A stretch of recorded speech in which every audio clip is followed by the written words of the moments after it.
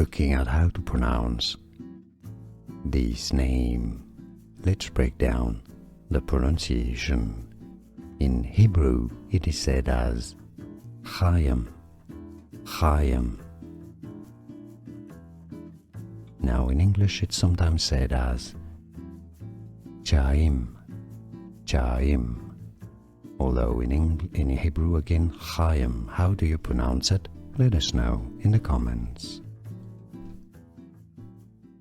We are looking at how to pronounce this name. Let's break down the pronunciation. In Hebrew, it is said as Chaim, Chaim. Now in English, it's sometimes said as Chaim, Chaim. Although in Hebrew again, Chaim. How do you pronounce it? Let us know in the comments. Here are more videos on how to pronounce more confusing words and names too many mispronounced. Like this video if you found it useful. I appreciate your support. I'll see you soon and thanks for watching.